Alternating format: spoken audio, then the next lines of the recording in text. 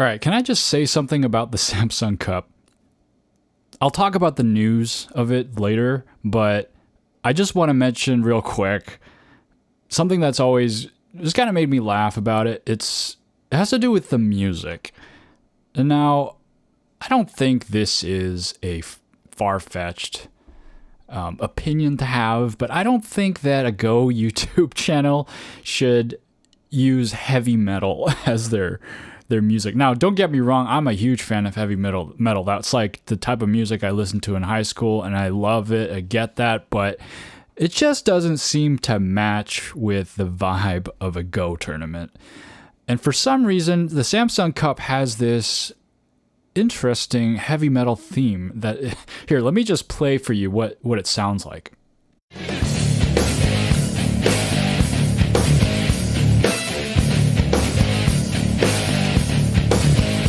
Okay, now imagine while this is playing, Chejong, this is from last year, Chejong and Shin Jin-seo are closing their eyes, trying to focus on the game and relax. 이제 시간이 됐네요. And like it just clashes. I'm sorry. I mean, like, nothing against the music itself as a standalone, just I don't think it really works. So maybe change it up a bit to the team at whoever's designing the music over there. But anyway, welcome to Starpoint, the show about Go for Go fans away from the board. And today, I've got a special topic for you. It's Go technology. And we're going to be going over the Go technology of today and all the hardware and software things that, are in the Go world. We'll talk about SGF editors as well and the pros and cons of some of them. And then we'll move on to a little bit of what I think could be the Go technology of tomorrow. But first, the Go technology of today. Now, I think one of the first things that comes to mind is clocks, right? Go clocks. And I've already done an episode on time controls, and that's a pretty long episode. It's episode number 7 called Byoyomi, Fisher, Canadian, and more. So check that out if you're interested in a full-length discussion about the various time systems that are available in the game of Go. But I want to just touch on the actual hardware of the clocks themselves, and I think that there's not too much to say about them. They are kind of complicated to use. I don't think you can sit down at a tournament and then see a Go clock for the first time and immediately know how to navigate one if you've never used it before. But there are a few design choices that I'm a fan of, like the lever design I think is the best, the one where the flips up and down, depending on whose turn it is. I think it's very clear visually whose turn it is, and it's very easy to hit. One of the timers that I don't like are the ing clocks, and which are unfortunately pretty common, at least here in California, for tournaments. The reason I don't like the ing clocks is very specific. The reason is that the button that you press, it doesn't have a definitive click. It's a squishy button. So when you press it, it's kind of hard to tell if you've pressed it or not. And this leads to sometimes people pressing it multiple times every turn to make sure it's been clicked. That's why the lever design is so great, because there's no pressing it multiple times. You just flip the switch. And I think that in the recent Korean League, they changed the time control to Fisher, and they had one of these buttons. And even if the button has a click to it, you find yourself clicking the button multiple times. A perfect example of this is if you go to a crosswalk and you see that little button, there's no indication of that you've pressed the button at all. So people just press it over and over again, and it's squishy and you can't tell if it's pressed. It's awful. It's supremely inferior to the lever design. But the only thing, that the ing clock has for it is that it is a Go timer, and it even has a countdown voice for the Byoyomi. Although I'm not sure how necessary that is. I think that a beep system is fine, where you have kind of like a beep for 10 seconds and then a beep every second at 5 seconds. I think that's more than enough. And then a long beep to tell you that you've used your Byoyomi period. But if you don't have a Go clock, fortunately today, there are a lot of ways to work around it. We have apps And on the phone, one of my favorite, at least on iOS, is one called Chess Clock Plus. So yeah, I mean, unfortunately, we're gonna have to mooch off the chess folks here, as we often have to. But this chess clock has a Byoyomi system. It's not the most convenient to set up, but it does have it, and you can basically just add every period manually. It's not like you can multiply the period and just set it once and then say 3 periods of this. You have to add it every time, and so that's it's not the best, but setup is setup. You can set it up once and then you can use it. But what I like about this one is that the whole screen interface, where you can just tap that half of the screen, and it works almost like the lever system that I mentioned with the Go clocks or the chess clocks earlier. So that's it for the clocks. The next thing that I would want to talk about in terms of Go technology is the IZIS AI Go board. That's like the thing that I think of when I think about Go technology. It's if you haven't heard of it, it's a smart Go board, similar to the DGT boards on the chess side. It's got a built-in touchscreen, a speaker, and LED lights on all the intersections on the board. And then it has single convex stones that you can place. I assume they're single convex so they don't wobble around, and make it easier for the computer to read what stone is on the board. And apparently these stones are not just regular single convex stones. They have something in them to help with the computer. I assume it has something to do with distinguishing black and white stones, but they're special Go stones for this special AI Go board. And as I've described it as an AI Go board, you might guess that you can play against the AI with this board. Now, I don't know how strong the AI is, but I think it goes up to the levels of, and there's various strengths, and I think it goes up to the levels of the top AI out there today, like Katago, Leela, Golixy, and things like that. And you can go ahead and play against the AI, and you put down your stone, and then the AI will light up where it wants to go, and then you can put a stone down for the AI. And you can even play it as on a 9x9 board, and it'll light up a little square in the middle where the boundaries are, and you can play against the AI that way. Now, of course, that's not the only thing you can do with this Go board. You can play against someone and it'll record the game record for you, which is pretty cool. That's definitely something that's useful. It has a built-in tournament timer on that touchscreen there. And I think it has like 2 silver knobs. Hopefully you could use like those knobs to smack the timer. Touchscreen timer is okay, but the physical mechanical timer is definitely superior in my opinion. And it has a variety of features. I think it has like a question bank, so you can train with it, a Joseki dictionary, a Kifu library, and that's updated via firmware with the latest Kifus from the pro world. And it even has third-party apps that allow you to play on things like Fox or TaiGem, which is an incredible thing that I've always thought about doing, because like I love the physicality of Go.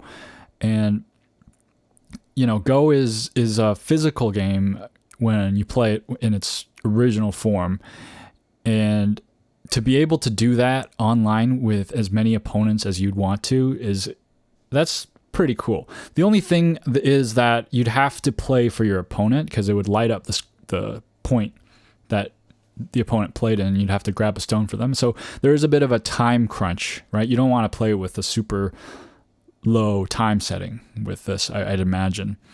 And I learned a lot about all of these features from a very, very nice and extensive video review, which I'll link by a YouTuber who goes just by the name J, the letter J. And I'll link that video in the description. And he had this to say: I've played 3 online games with it so far, and honestly, it's the best online Go experience I had so far. It just feels much more natural to not focus on a PC screen and playing with actual stones. It really feels just more like playing with an actual person. If you don't mind the money too much and you really want to cut down on screen time, this could be very much worth it, yes. Well, if you don't mind the money too much, that's kind of a big thing because this Go board, let me tell you how expensive it is. It's pretty much $1,000 US, give or take 100 or so, depending on your source. Yeah, $900 to $1,100. It's a very expensive Go board. I expect that, I think that has something to do with the demand for this Go board. It's probably not very high, and yet it does take a good amount of resources to manufacture. So it's a luxury board, not for everyone, not for me. I'm not going to be getting this Go board anytime soon. I'm doing just fine with my computer system and playing with the AI that's built into various resources there. One other side note about the AI Go board, the IZIS AI Go board, is that although it does come in English, it's not fully translated. So what I saw this YouTuber who was reviewing it do was he mounted his phone over the screen and used Google Lens to translate what was appearing on the screen. So there's some Chinese characters that appear every now and then, but apparently it's not too difficult to navigate through. And well, if you have that $1,000 extra bucks in your budget, then yeah, go for that AI Go board. But I think I'll be sticking to my regular stones and block of wood for now. Moving on to some SGF editors, I want to mention. Let's cover some SGF editors and their pros and cons. And I'll start with KGS, Sigoban, the OG, right? The one that everyone loves, that everyone's used to. All the longtime players have grown up using this SGF editor, and it's great. It's so powerful, and I honestly can't comment too much on it because I don't actually have a lot of hours using it, but I have used it, and it's, what can you say? It's the one that kind of pioneered the SGF editor world, as far as I know. Maybe there's even more primitive ones that go beyond that. But basically, this is so good that out of all the SGF editors today, there are still many people who prefer this one and go back to this one. And it has a lot of different features, like the you can control-click a point on the board and it'll skip immediately to that point of the game. It's just very well thought out, well made, and it has an interface that people understand, and it can be used for online sessions and things like that, and it's great. It's just a solid overall like benchmark SGF editor.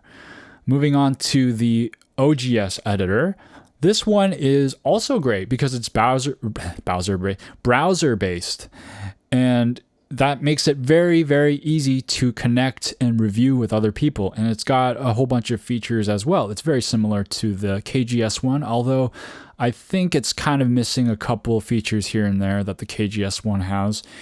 But it's great because most people, I think nowadays, are who are avid Go players do have OGS accounts, and you can just tell your friend to come into the OGS editor and do a review together. The only problem I often see with the editor is this whole syncing ordeal. People branch off and kind of, they're not aware whether the screen is synced or not sometimes, and they ask for control. They say, give me control. Okay, I give you control. And then you start editing and you realize you don't have control, so you just desynced from the other player. It can get a little finicky at times. It's not too bad. But it does happen. I've seen this happen where people are trying to struggle with the OGS editor. And if that's something that's frustrating to you, might I recommend one that I don't think is talked about as much, called goban.co. This is a very interesting concept for a SGF viewer editor file thing or program. It's also browser-based. Just go to goban.co, goban.co. And the concept is super simple. It's like, okay, obviously, when you're in person and you're trying to do a review with someone with an actual Go board, there are no multiple branches. Like, you can't just start your own branch and start moving stones around without changing what your opponents or your friend or whoever sees. It's just the single Go board that you share, and that's, I think, the concept of this SGF viewer. When you play a move on the board, it's it shows up for the other player, and it's always synced. There's no branching off. You don't split off into two different branches where you're doing your own thing. And it's just like you have this virtual Go board in front of you, and it's so simple, and it's always synced. And it's great for if you just want to have a discussion with somebody and just go through the moves and things like that. Maybe not as good if you want to record variations and save them and make sure they're safely kept with all the notes and everything. But try it out. I actually really like it a lot. And speaking of SGF editors that I like, Sabaki. This is my SGF editor of choice. I think it's got a great clean design. It's got a great number of features. It's very clear and clean, and it's easy to read. I think one thing that people may not like is the fact that it's laid in a vertical format. Some people might not be used to that, and they might prefer the horizontal. The branching is what I'm talking about, because you have the SGF editor where you have the Go board on one side of the screen, and then you have the visualization of the branches on the other side. And Sabaki, it's free, by the way, so go ahead and look it up and give it a download and give it a go. And but then, like I said, it does have a vertical branching system, which I'm totally okay with. I'm fine with it. There's nothing really wrong with that. If you had to make me choose, I guess the left to right system is definitely a little more intuitive, but I really don't mind the vertical system. I don't know, maybe they should just update Sabaki and let you choose whether you want vertical or horizontal. I don't see why not. Although, a vertical is more efficient in terms of the screen shape, right? Because you got this rectangular screen, which will fill up most of it with a square Go board, and then you have this kind of vertical space left over. So that's why I think the designer of Sabaki made that choice. But one other feature that I really like about Sabaki is that it has this scrolling navigation. I'm scrolling with my mouse wheel all the time through the variations of the moves, and it's a very good way to just scan through a game. Another thing is that I think it's maybe some people who use Sabaki do not know about is that it actually has some hidden powerful features, like the control click on KGS. That's a pretty cool feature, right? Where you can control click any point on a board and the SGF will skip to the move that was played there later on in the game. You can actually do that in Sabaki as well. It's not as fast, but you can press Control F, which will change the mode into like a find mode. And then when you click a point, it'll do the exact same thing, which is something I had to search out into the documentation to find out how to do. But it's really nice to know that. One complaint I have about Sabaki, though, is where's the recording of the time control on the game? I don't ever see on the game anywhere. If I go into the game info, Control I, there's no record of what time control was used for that game. I really, that's something that's important to me. I want to know what time control was used for the game that I'm looking at, because it changes how I look at the game too. But yeah, Sabaki is still my favorite SGF editor because of the design, and you can incorporate Katago with it. I don't use AI with Sabaki. I use a separate resource for that. But it's good also if you're someone who likes shortcuts and you don't mind looking up and learning shortcuts, because Sabaki has a lot of shortcuts. You can press Control E to edit the Go board. You can press, I often use Control 1 to change the color of the stone that I'm editing. There's a bunch of things that you can do with Sabaki. It's very quick, and it's no frills. And then one more SGF editor that I want to mention is called Go Right, Go, and then the word right, and it's all one word. And I found this one through Baduk Doctor. It's his SGF editor of choice, and you can see that he's always using that one on his videos.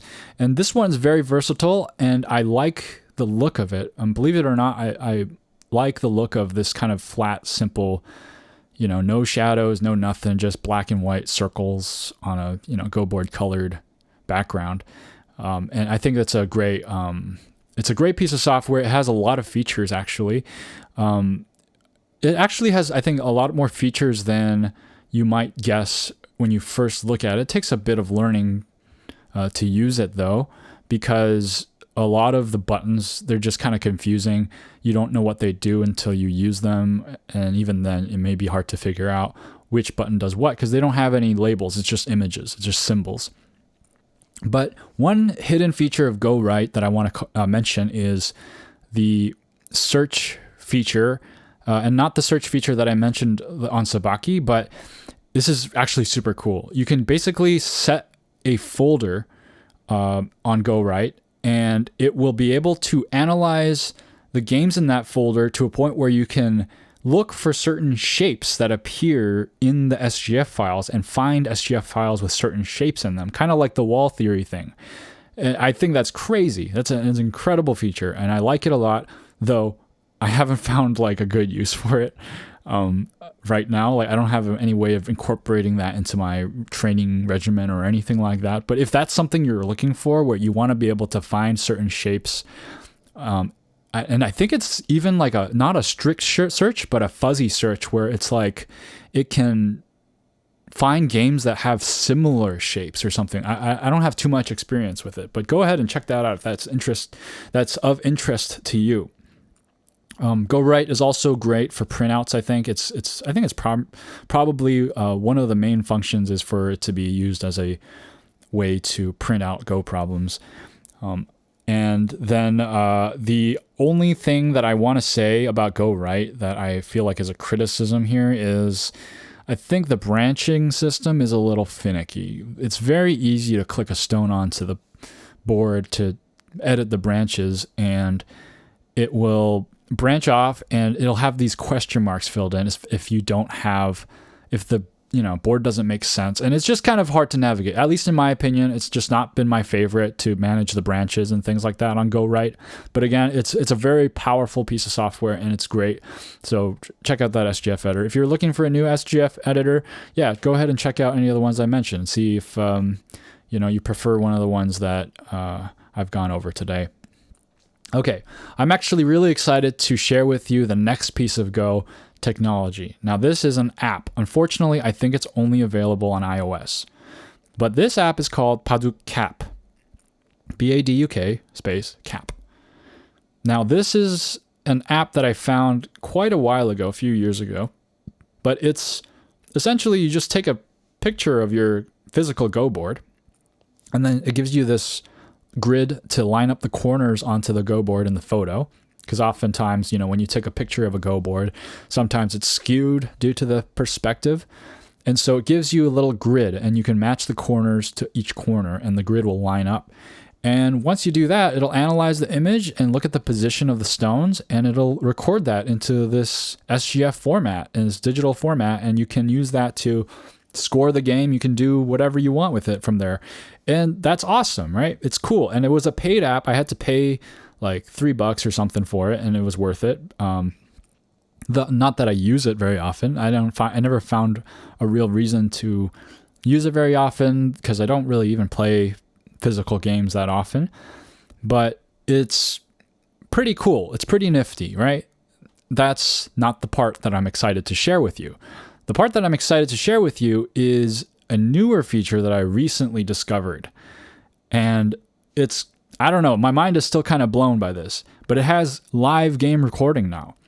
You can point your phone camera at the Go board, and then you line up the grid on the active camera while it's rolling, and then you start the game and you put stones down. Like you put a stone down, it'll beep and it'll record that move on the phone. It's incredible, and it's way better than I thought it would be. Like, it's just, you put a stone down, it beeps, and you see the stone appear on the screen. It's like, I don't know, it's just something that you have to experience. It's pretty cool. It is a subscription of like $2.99 a year.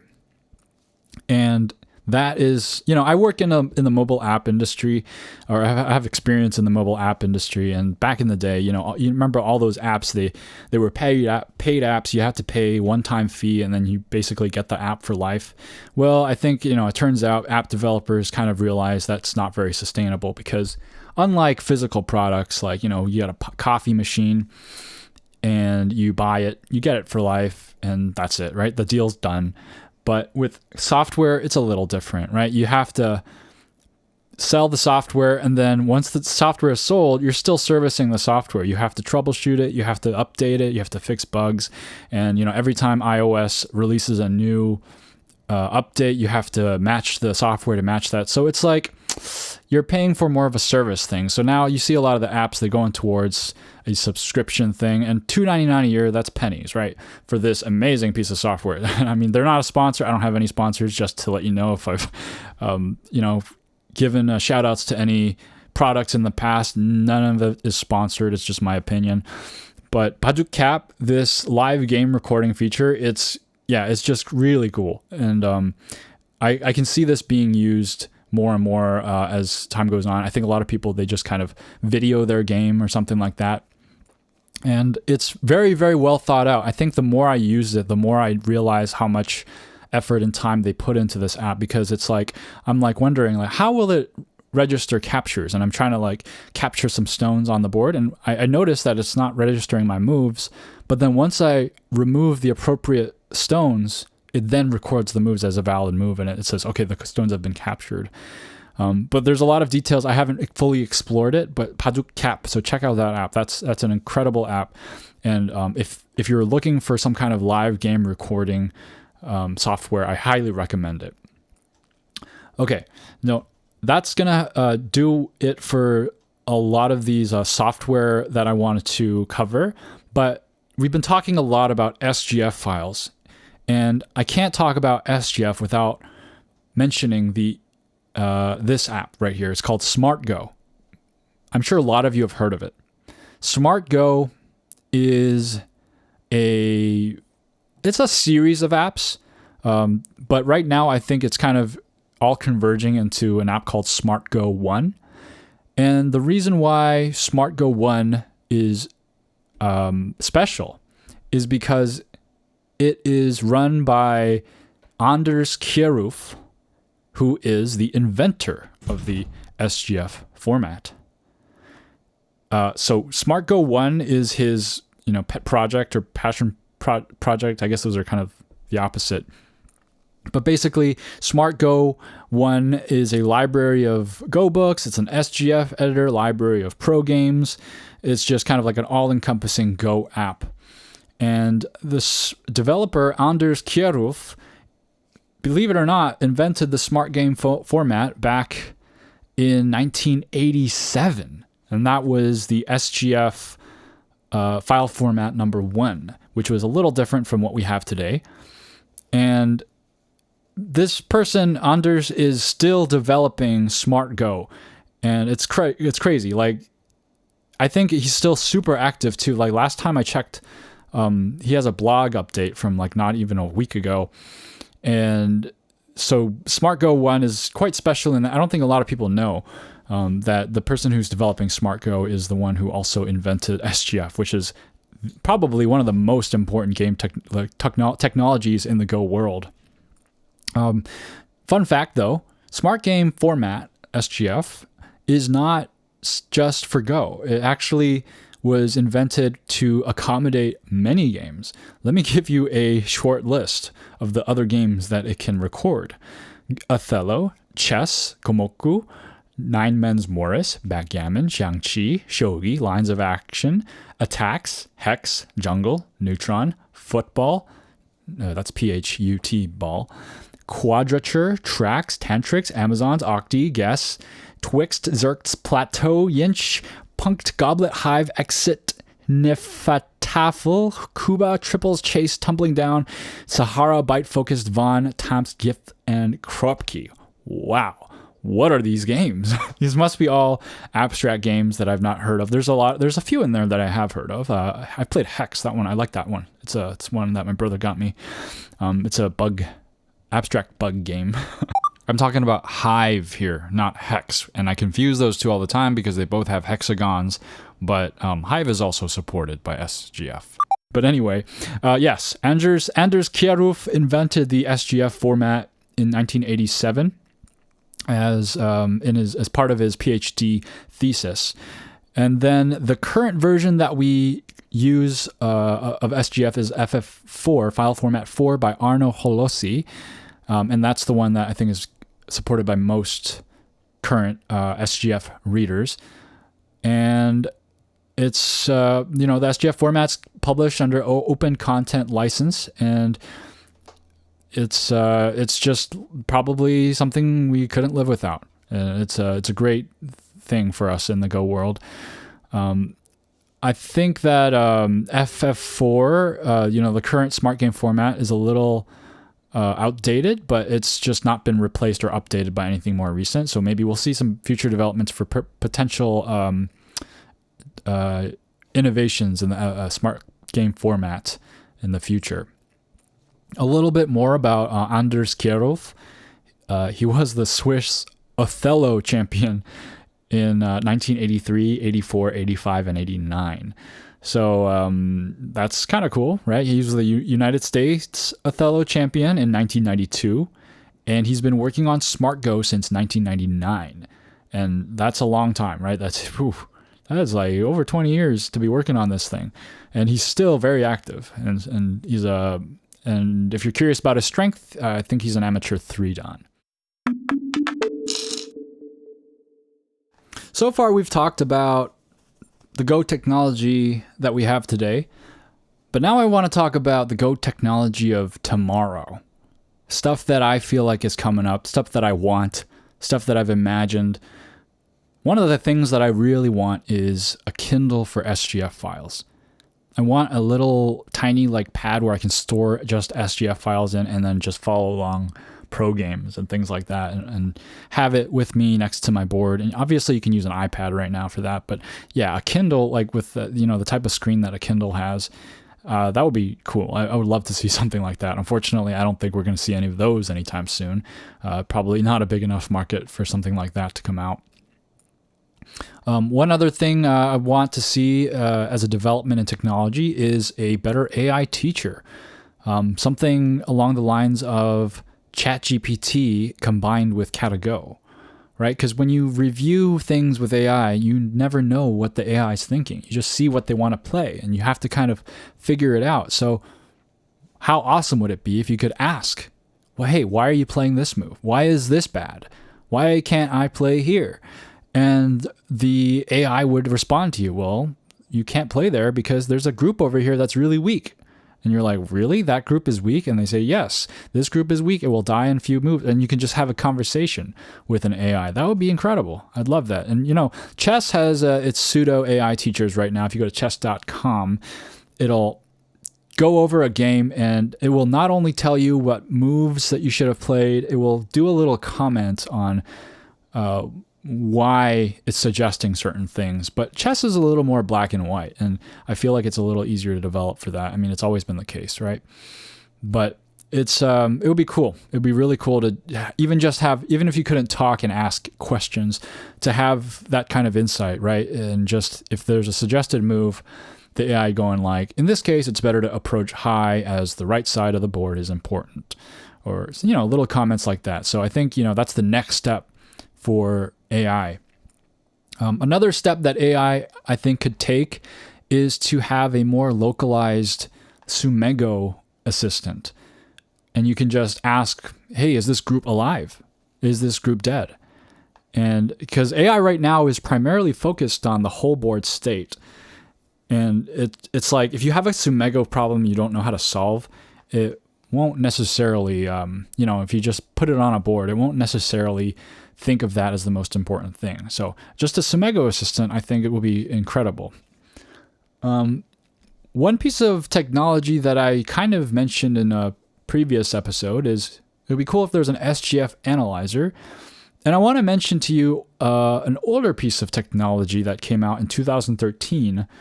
And I'll link this in the description. It's like a Go style.j2m.cz or something like that. But it's like a pretty cool little nifty system where it will take a bunch of your 40 or so SGF games and give you certain insights, because and it'll tell you here are some flaws that you have. You tend to push from behind. You tend to leave weak group. I don't know. I don't remember exactly. And then it'll also analyze your style. Like, are you aggressive? Are you calm? Are you this or that? And for something that came out in 2013, it's pretty impressive. But I would love to see a more in-depth AI SGF Analyzer who can just kind of look at your history of games and tell you, hey, you know, what I want you to work on is life and death. You are good at a lot of the other things, but you seem to fall apart when it comes to simple life and death situations. So you should learn some life and death. And that would be really cool insight for an AI to give you. Another cool piece of technology I would love to see in the future is VR Go or even AR Go. Actually, maybe AR Go would be even better. This is what I imagine. Imagine setting up your own Go board in your room on your side, and then your friend also does the same. They have their own Go board, and you calibrate the grid with your AR goggles, and you can play a stone, and your friend will see this virtual stone appear on their board, and then you can play a stone on their board, and then that stone will appear virtually on your board. It's like playing real Go in front of your friend over the internet. That would be great. I think that would be so cool. And then you can like change your avatar to dress up as like Cho-Chi-kun or something. Or I don't know. Just like, I feel like that's so exciting if that would be able to happen, like to play AR Go with someone. It would be so much more fun than just playing with, you know, the technology we have today, like on OGS or something. And it would be good for lessons too, because like, you know, that whole problem of are we synced or not is also solved. You just kind of move the stones around. You know, you obviously have to have your opponent, you know, move your stones when they, you know, like, or remove their own stones for you if you want to move their stones. So it might be a little finicky, but nothing I don't think we can't work around. But AR Go, I think it would be crazy. VR Go would be cool too, right? VR Go is the same, but like it's just not as physical, right? Because you would have to have a way of manipulating the stones in the VR world. But it does have potential to create more creative environments, I think. And then finally, the ultimate piece of Go technology that I think may be in the near or far future, depending on how far AI goes, is an AGI that understands how to play Go. An AGI, what does AGI stand for? I gotta look this up. AGI, Artificial General Intelligence, right.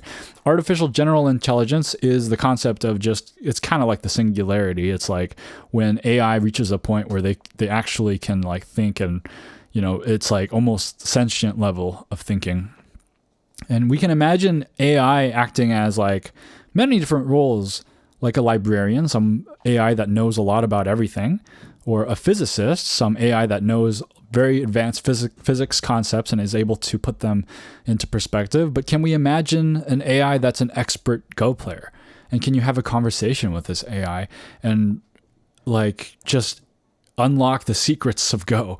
It's quite exciting. We'll see how technology develops in the Go world from here on out.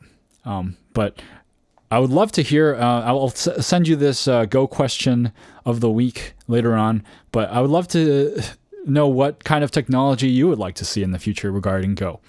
But with that, it's time for Go news.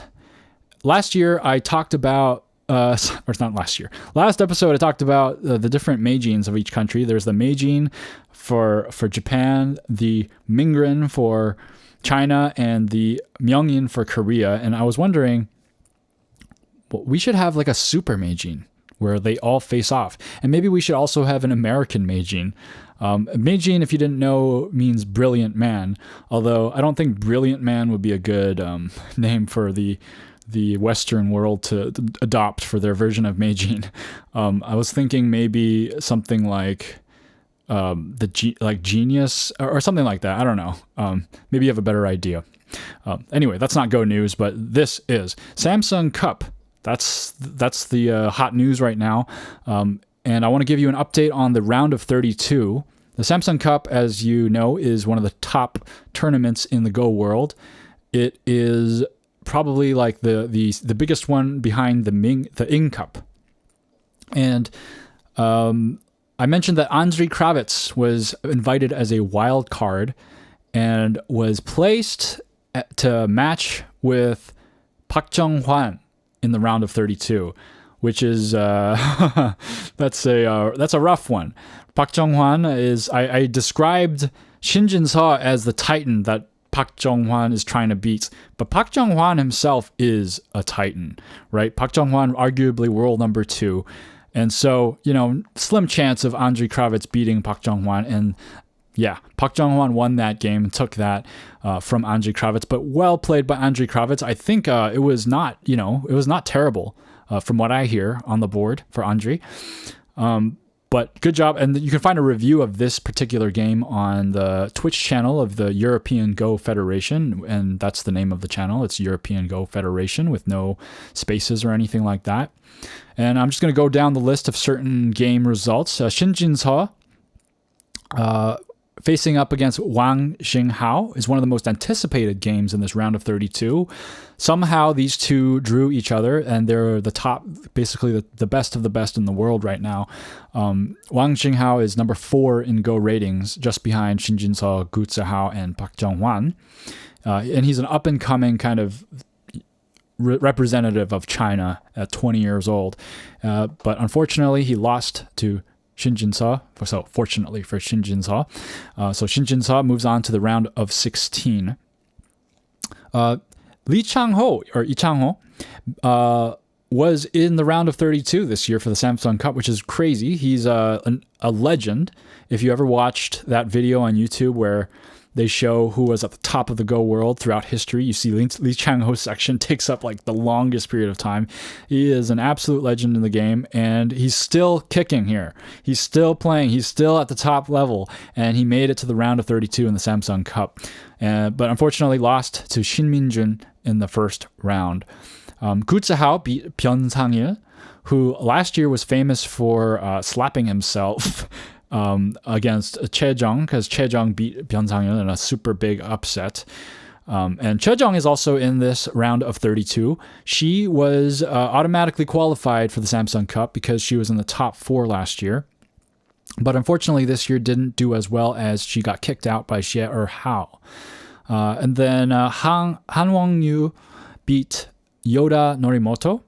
And Yoda Norimoto is another old Master Yoda, because he's the first to win the Samsung Cup in 96 when it first started. But unfortunately, he also was overtaken. And then Iyama Yuta was beaten by Kim Young-hoon. And Kim Eun-ji was also beaten by Hwang Yun-song. Ding Hao also took down Hong Song-ji to advance to the next round. And Xu Hao-hong, if you remember that name, the Taiwanese player who completely unexpectedly took the gold medal at the recent Asian Games, also advanced to the second round, taking down An Jung-gi. And with that, all of the Japanese players are out and all of the women players are out. China's doing pretty well. We got some very strong Korean representatives as well. And then we've got the Taiwanese Xu Hao-hong here. And we'll see how the countries do moving forward in this international world major Baduk tournament. And I'll keep you guys updated, although a lot of the results will have been, they're available at hand to you all because of the timing of the episode. But I will try to, keep you updated if you're not going to keep your hand on the pulse there. So with that, it's going to be time for listener mail. All right, we got a pretty cool episode of Listener Mail this time because we got our first voicemail. So let me play the clip. Hey, just wanted to give you some audience feedback. I've been enjoying your podcast. I really like that story about your dad borrowing a Go board. I thought that was pretty entertaining and interesting. I wish you'd go more into that. Like, I'd love to hear who your dad knew. I think you said it was his neighbor's Go board or something. But I just found that story fascinating because, it makes me want to, learn more. It, it piqued my curiosity and really got my attention. And I wish you spent, maybe 1 or 2 more minutes on that, just because, that was the part of the podcast last week that stood out to me the most. Hey, man, thanks for calling in. I would love to talk more about that, but I literally told you everything I know about that whole thing. It's the Go board appeared in my living room one day. It was this thick floor Go board with legs, and it was there, and I remember my dad playing with his friend, and yeah, he obviously borrowed it from his friend because it's not ours, and it eventually went away. But I even asked my dad, like, what was the deal with that thing? And he was kind of just like, I don't know, like, why did I have that? And so it's just kind of like a lost memory. So unfortunately, I can't tell you much more about that. But thanks for the first voicemail of the show. If you want to contribute a voice message for the show, I believe there should be a link somewhere wherever you're listening. I think I read it. I never linked that, so I'll include that this time in the show notes. But there should be a link to Spotify where you can submit a voice message. So thanks, Rob, for entering a voicemail to the podcast. And then we got some voicemail about the benefits of Joseki, number 10. We got a correction here from Ferran. Sorry, Dan Q levels were a thing in Go, and I assume Shogi, well before the modern system of Dans entered martial arts. Old times, you were a student or several grades of mastery, Makimono, Hanshi, and so on, it depends, and it actually makes more sense in Go. 1 level, 1 stone. How would you translate that into a Taekwondo or Judo competition? Take care. I really appreciate the correction here, because I don't know why I thought that it originated in martial arts. I must have misremembered something, but that's actually super cool that it originates in Go. And I did a little more research into this, and the system was invented by Honimbo Dosaku in 1645 not 1640, that's when he lived. He lived in 1645 to 1702, but it was invented by Honimbo Dosaku. And before this Q-Dan system was invented, it was just kind of like a handicap comparison, top to bottom ranking, rather than like a set level system.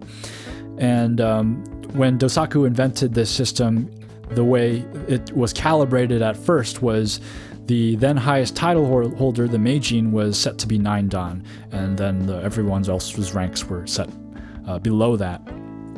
And then a little more history about the Dan system. The ranks were transferred into the martial arts system by Keno Jigoro in the late 1800s to early 1900s, who was the founder of Judo. And he started the modern rank system in 1883 when he awarded Shodan, which is 1 Dan basically, to his 2 senior students. And before that, martial arts would record progress with less frequent Menkyo licenses, or they're called secret scrolls. But apparently this Q-Dan system was kind of inspired by a Chinese system of ranking the imperial court officials. And that was implemented around the 3rd century by Handan Chun, or it was mentioned at least in the Classic of Arts by Handan Chun.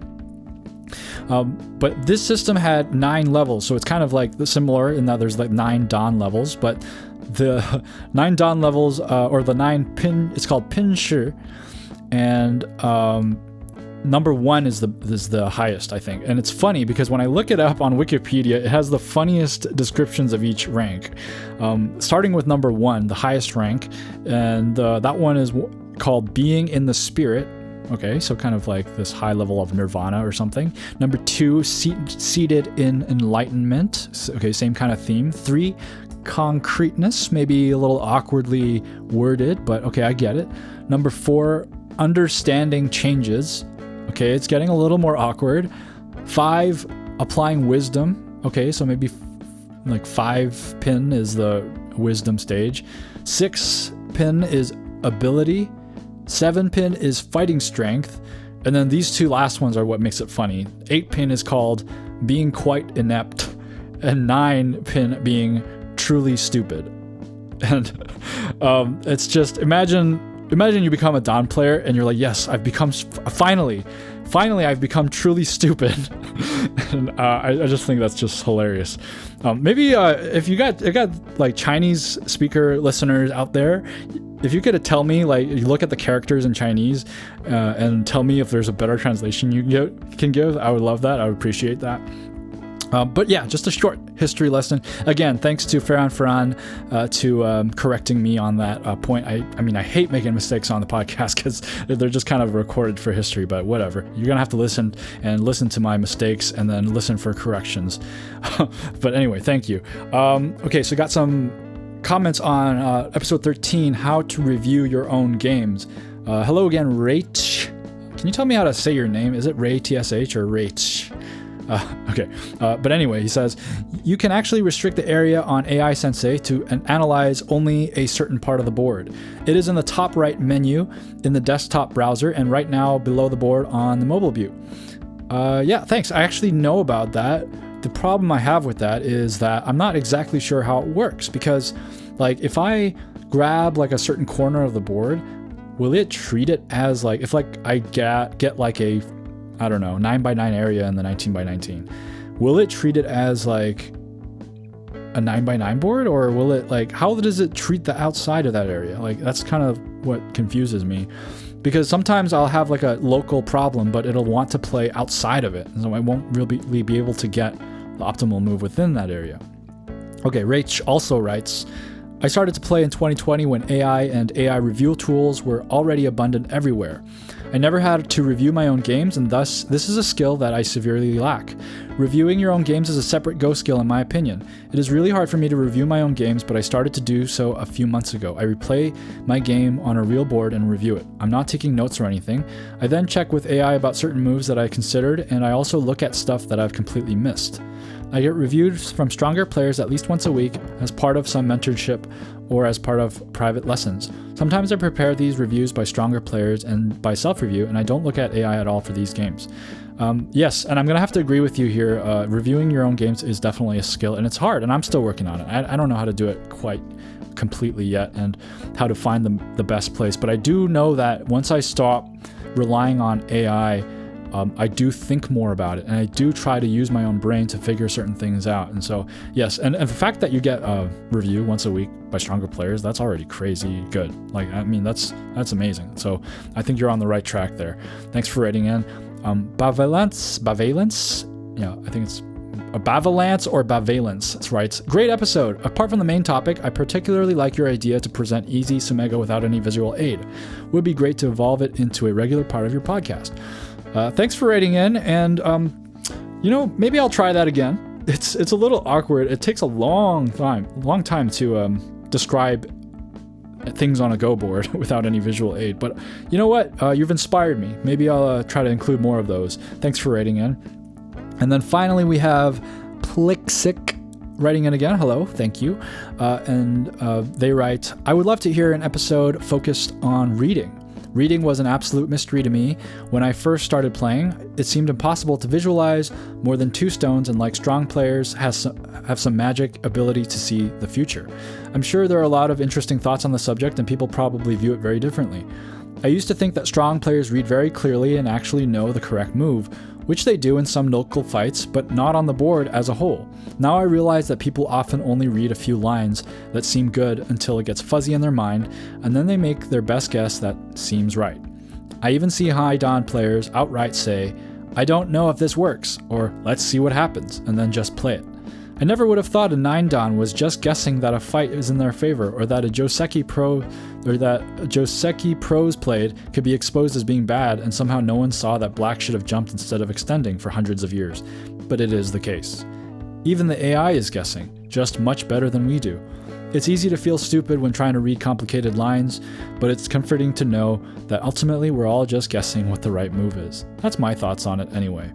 Well, thank you for writing in again, Plixic. And that's a great idea. I'd love to do an episode on reading, so watch out for that. I might do it in the near future.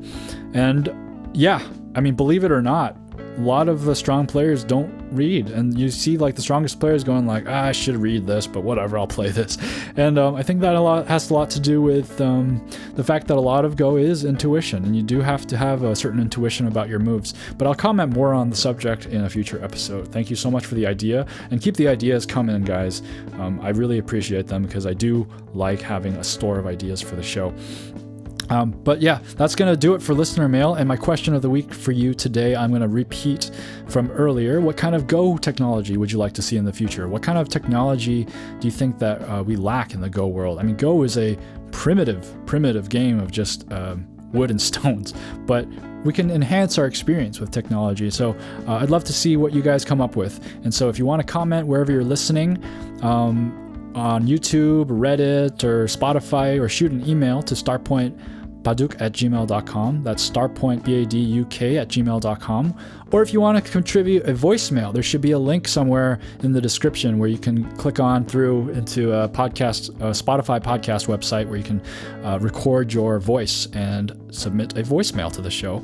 But thanks for listening. Thanks so much for another episode, and keep playing Go.